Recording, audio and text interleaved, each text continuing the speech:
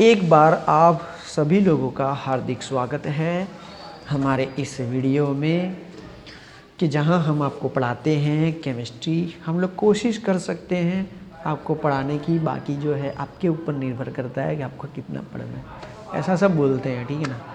तो वो बात तो बराबर है, लेकिन हम लोग तो जो है गुड मॉर्निंग करके चालू करते हैं। फ़िलहाल हम लोगों ने अल्कोहल की रासायनिक अभिक्रिया पिछले वीडियो में देखी थी। आज हम लोग अभी इस वीडियो में हम लोग फिनॉल की अभिक्रिया देख रहे हैं।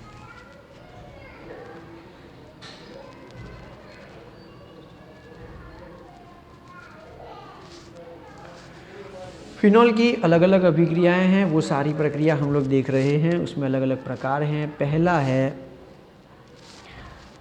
एरोमेटिक।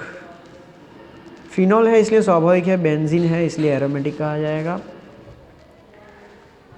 इलेक्ट्रॉन रागी विस्थापन प्रक्रिया। सो इलेक्ट्रॉन रागी प्रतिस्थापन यहाँ पर प्रक्रिया हम लोग देख रहे हैं। देखो, इलेक्ट्रॉन रागी प्रतिस्थापन प्रक्रिया वो 5 प्रक्रियाएं हैं जो हम लोग 11वीं कक्षा में पढ़ते हैं, कि जिसमें हैलोजिनेशन, नाइट्रेशन, सल्फोनेशन, फिडलक्राफ्ट अल्काइलेशन और फिडलक्राफ्ट एसाइलेशन होती है। और यहाँ पर कौन सी प्रक्रियाएं हैं वो हम लोग देखने का प्रयत्न करते हैं। तो हमको इसके लिए 2 प्रक्रिया देखनी है, नाइट्रेशन और हैलोजिनेशन। हिंदी में कहते हैं नाइट्रोकरण।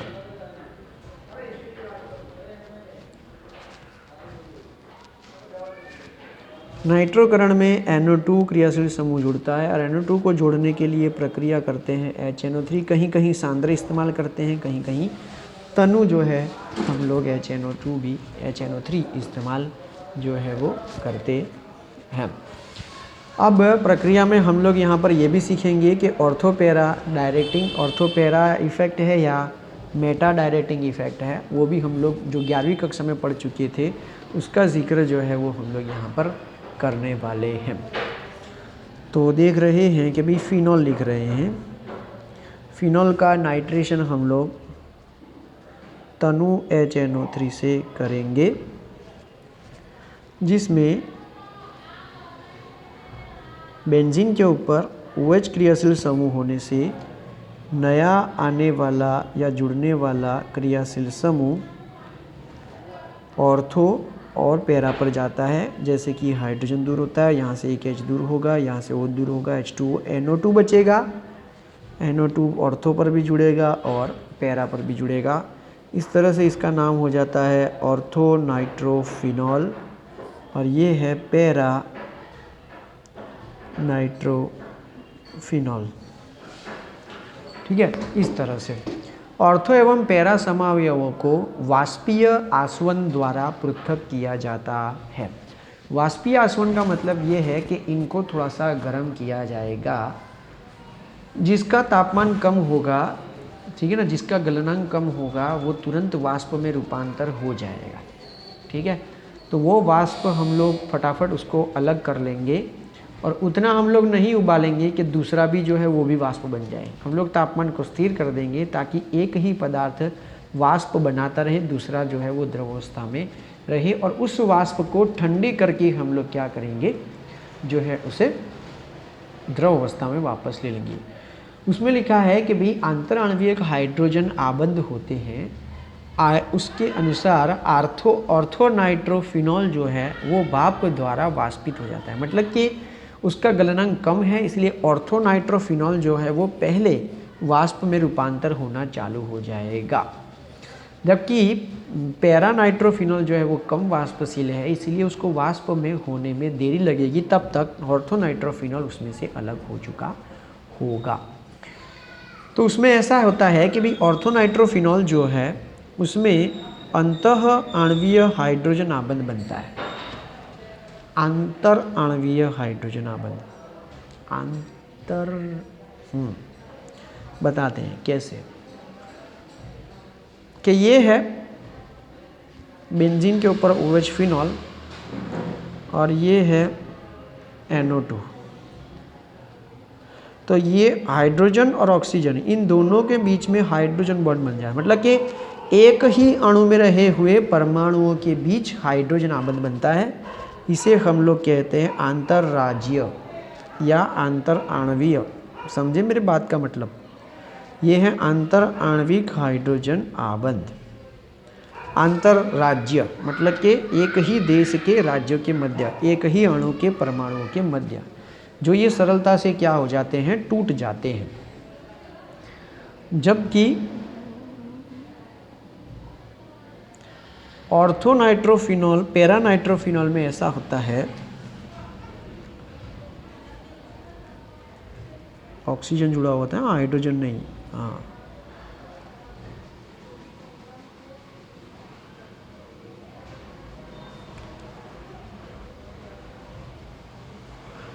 कि भाई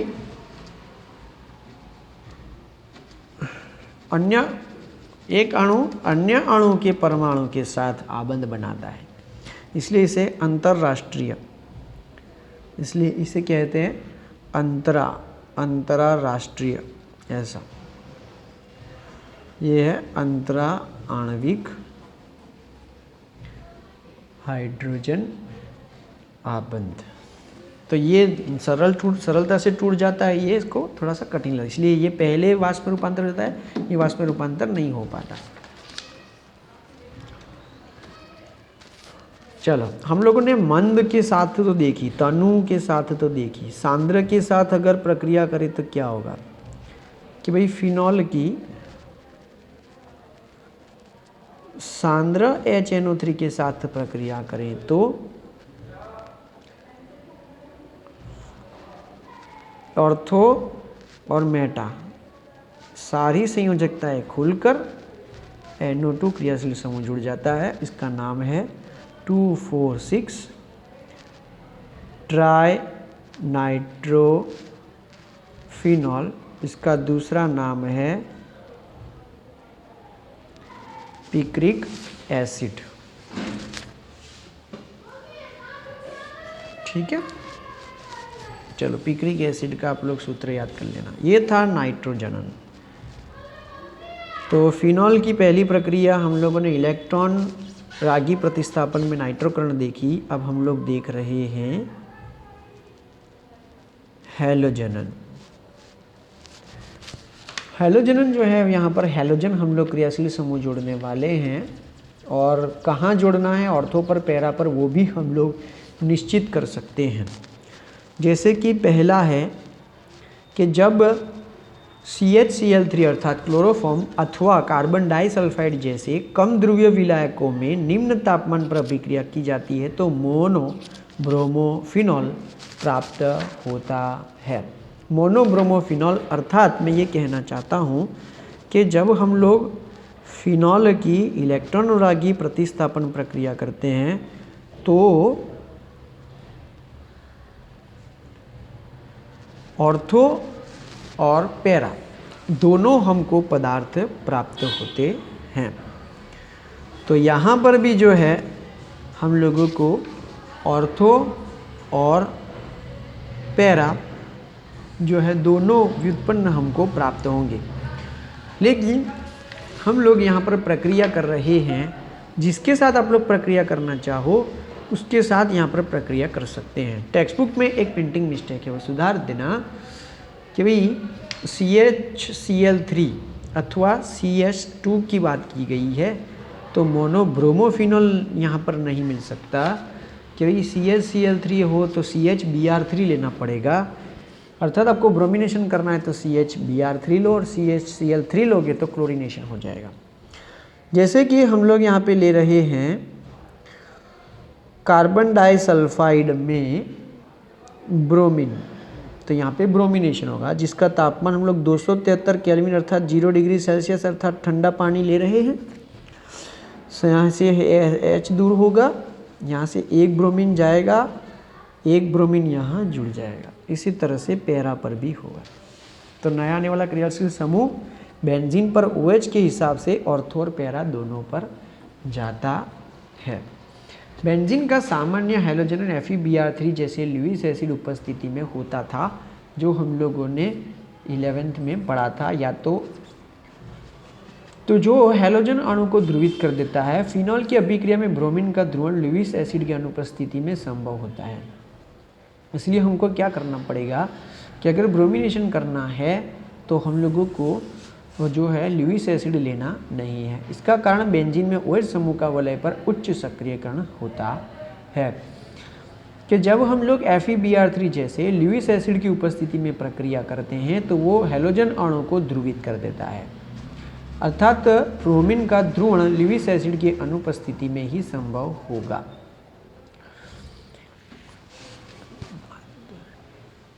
तो 11वीं कक्षा में हम लोगों ने देखा था कभी बेंजीन का अगर हैलोजिनेशन करना था तो वहाँ पर हम लोग FeBr3 इस्तेमाल करते थे, वो सरलता से प्रक्रिया करता था और हैलोजन अणु को ध्रुवित कर देता था। परंतु अगर बेंजीन के ऊपर OH है और फिनॉल की प्रक्रिया करना चाहते हैं तो हम लोग FeBr3 जैसा लुईस एसिड हम लोग लेंगे नहीं, क्योंकि वहाँ पर FeBr3 लुईस एसिड लेंगे, उसके साथ प्रक्रिया करेंगे तो प्रक्रिया वहाँ पर होती नहीं है। इसका कारण है कि भी बेंजीन के ऊपर जो OH समूह जुड़ा हुआ है वो उच्च सक्रियण प्रभाव वाला होता है। अब यदि हम लोग ब्रोमीन जल के साथ फिनॉल की प्रक्रिया करें तो हमको कौन सा उत्पाद मिलेगा? कि अगर हम लोग फिनॉल की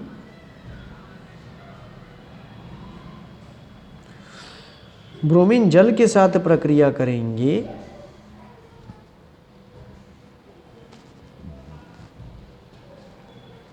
तो सारे ऑर्थो और पैरा विस्थापित हो जाते हैं, अर्थात 3 हाइड्रोजन जो है दूर होते हैं, 3 ब्रोमीन उसके साथ जाएंगे और 3 ब्रोमीन यहाँ लगेंगे। टोटल 6 ब्रोमीन इस्तेमाल हो रहे हैं, इसलिए हमको 3 ब्रोमीन लेने पड़ेंगे। इसका नाम है 2,4,6 ट्राई ब्रोमो फिनॉल, ठीक है। और उसके जो है हमको वाइट पीपीटी श्वेत अवक्षेप मिलते हैं, वाइट पीपीटीज, ठीक है। तो ये प्रक्रिया थी जो है पहली, जिसको हम लोगों ने इलेक्ट्रॉन रागी प्रतिस्थापन प्रक्रिया कहा था, जिसमें 2 थी, एक तो नाइट्रोजन और दूसरा हैलोजिनेशन। अब हम लोग आगे प्रक्रिया देख रहे हैं फिनॉल की, कॉल्बे अभिक्रिया। तो कॉल्बे रिएक्शन हम लोग देख रहे हैं, ये मोस्ट इम्पोर्टेंट होती है। फिनॉल को सोडियम हाइड्रोक्साइड के साथ प्रक्रिया करने से क्या मिलेगा बताओ?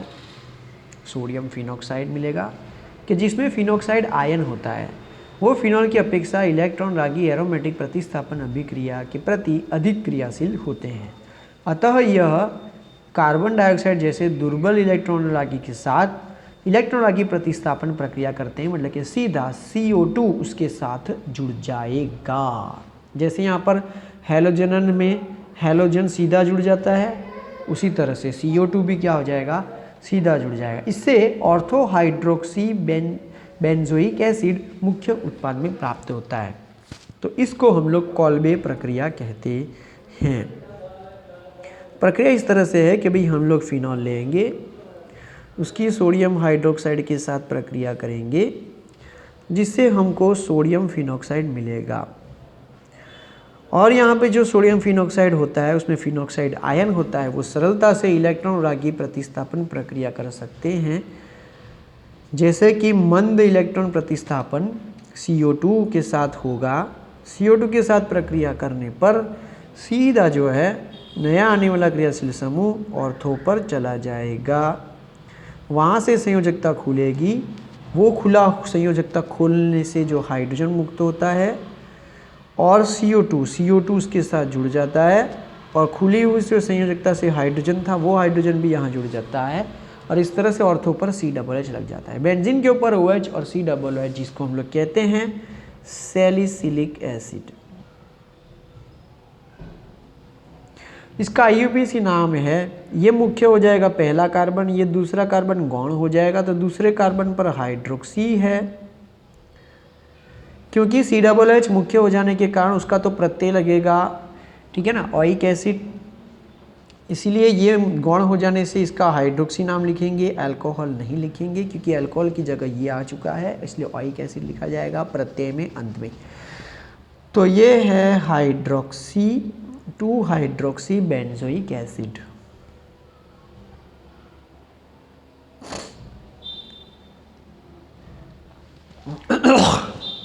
तो ये थी कॉल्बे रासायनिक प्रक्रिया। कॉल्बे में हम लोग सैलिसिलिक एसिड बनाते हैं। सैलिसिलिक एसिड अर्थात क्या, बेंजीन के ऊपर OH और COOH दोनों एक दूसरे के ऑर्थो स्थान पर। ठीक है, सैलिसिलिक एसिड। तीसरा है राइमर टीमन अभिक्रिया। जब हम लोगों ने कॉल्बे में सैलिसिलिक एसिड बनाया था तो हम लोग यहाँ बनाएंगे सैलिसाल्डिहाइड।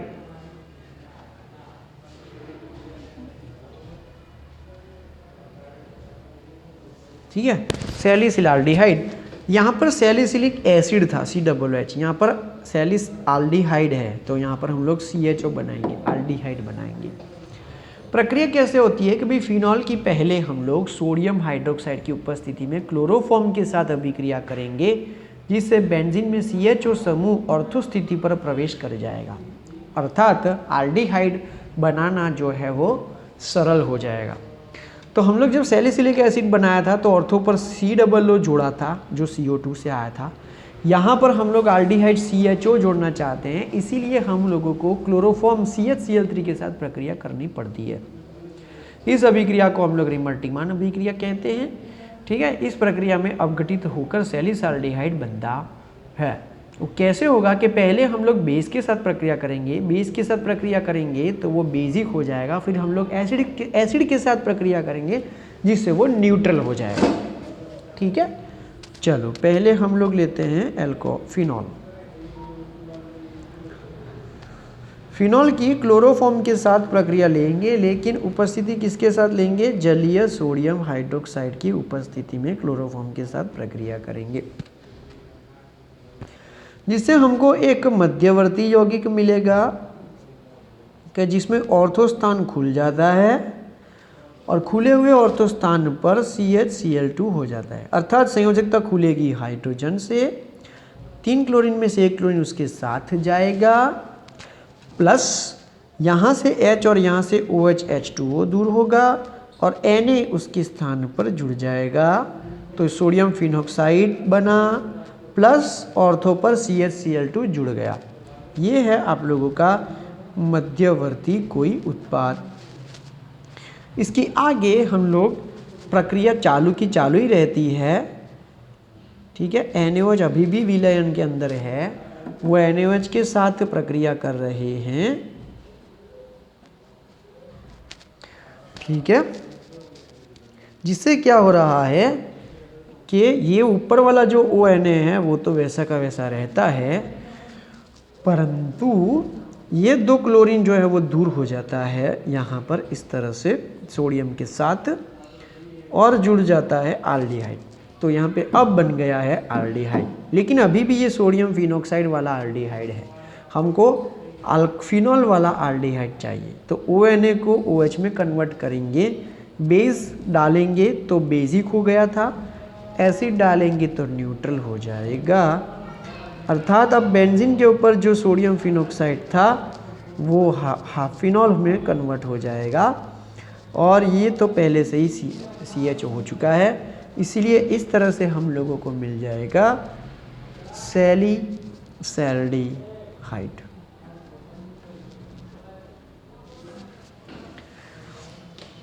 ठीक है,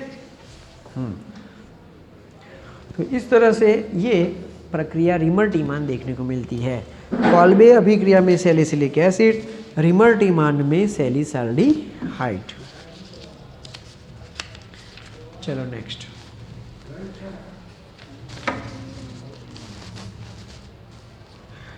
हमारे पास प्रक्रिया है फिनॉल की यश दरज के साथ प्रक्रिया।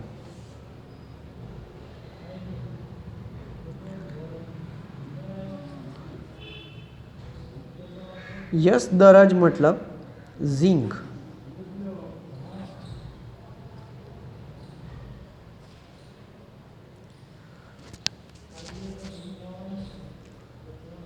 तो ये रहा फिनॉल, बेंजीन के ऊपर OH, यश दरज अर्थात जिंक।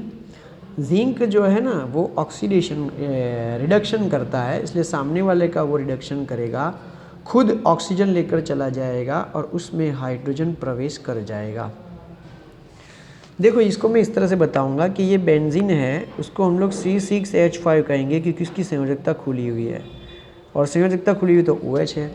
लेकिन जैसे ही जिंक आता है तो जिंक ऑक्सीजन को लेकर दूर हो जाता है, तो ये वाला जो H है ना, ये वाला H वो C6H5 के साथ जुड़कर C6H6 बना देता है, अर्थात बेंजीन बन जाता है। तो अगर फिनॉल में से बेंजीन बनाना हो तो एक ही प्रक्रिया 12वीं कक्षा में दी गई है, ये वाली यस दरज के साथ। चलो अब हम लोग देख रहे हैं ऑक्सीकरण प्रक्रिया। आओ ना, रख दो बेटा इधर, सागर रख के गया है, आप भी रख दो। मोबाइल तो बंद है, मोबाइल चालू है, बैटरी लो हो जाती है तो ब्राइटनेस एकदम कम रखता हूँ मैं। आधे घंटे पढ़ाओ तो बैटरी कितनी लो हो जाएगी, और इधर देखना तो है नहीं, माप फिक्स करके रखा है, इतने में ही रखना है। सर आपकी ब्राइटनेस एकदम अच्छी आती है, बाकी ठीक। पूरा कर दूँ फटाफट, देखो मैं कैसे पढ़ा। ऑक्सीकरण प्रक्रिया, ठीक है ना। अभी हम लोग फिनॉल की ऑक्सीडेशन प्रक्रिया देख रहे हैं। ऑक्सीडेशन मतलब क्या होता है, ऑक्सीजन का जुड़ना और हाइड्रोजन का जो है वो दूर होना। अब ऑक्सीडेशन करने के लिए हमारे पास ऑक्सीडेशन करता होने चाहिए। ऑक्सीडेशन करता हमारे पास अलग अलग प्रकार के हैं, प्रबल है, मध्यम है और निर्बल है। हम लोग फिनॉल की जो है ऑक्सीडेशन प्रक्रिया क्रोमिक एसिड के साथ करेंगे। क्रोमिक एसिड क्या होता है कि क्रोमिक एसिड दो पदार्थों का मिश्रण होता है कि जिसमें सोडियम क्रोमेट और सल्फ्यूरिक एसिड का जो है वो मिश्रण लिया जाता है, और इस तरह से जो है वो क्रोमिक एसिड जो है वो बन जाता है। वैसे क्रोमिक एसिड का अणुसूत्र हम लोगों को यहाँ पर दिया गया नहीं है, लेकिन क्रोमिक एसिड कैसे बनता है उसका जो है यहाँ पर जो है वो मिश्रण दिया गया है। और क्रोमिक एसिड के साथ जब प्रक्रिया करेंगे तो फिनॉल से हम लोगों को डाइकीटोन मिलेगा। डाइकीटोन में ऐसा होगा कि बेंजीन के ऊपर और नीचे दोनों तरफ जो है वो कीटोन होगा, और इस तरह से उसका नाम हो जाता है बेंजोक्विनोन।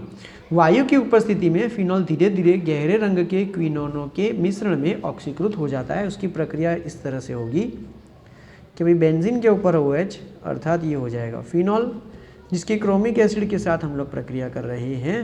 क्रोमिक एसिड बनता है दो पदार्थों के मिश्रण से, Na2Cr2O7 sodium chromate plus H2SO4 sulphuric acid के मिश्रण से। प्रक्रिया में ऐसा होगा कि दो हाइड्रोजन जो है वो दूर होंगे और एक ऑक्सीजन जो है वो जुड़ेगा, और इस तरह से हम लोगों को मिल जाएगा बेंजोक्विनोन। परंतु यहाँ पर कार्बन की जो संयोजकता है वो गिनो कितनी हो रही है, 1 2 3 4 5 हो जाती है, तो ये संयोजकता यहाँ नहीं आएगी। यहाँ पर भी इस कार्बन की संयोजकता गिनो तो 1 2 3 4 5 हो जाती है, इसलिए ये संयोजकता भी यहाँ नहीं आएगी। उसका मतलब हम लोगों को इस कार्बन और इस कार्बन दोनों की संयोजकता पूर्ण करने के लिए, ये कार्बन की तो संयोजकता चलो 4 हो गई, इस कार्बन की भी संयोजकता 4 हो गई, लेकिन इस कार्बन की संयोजकता पूर्ण करने के लिए हम लोग क्या करेंगे, डबल बॉन्ड यहाँ रखेंगे, और इस तरह से ये बन जाएगा बेंजोक्विनोन।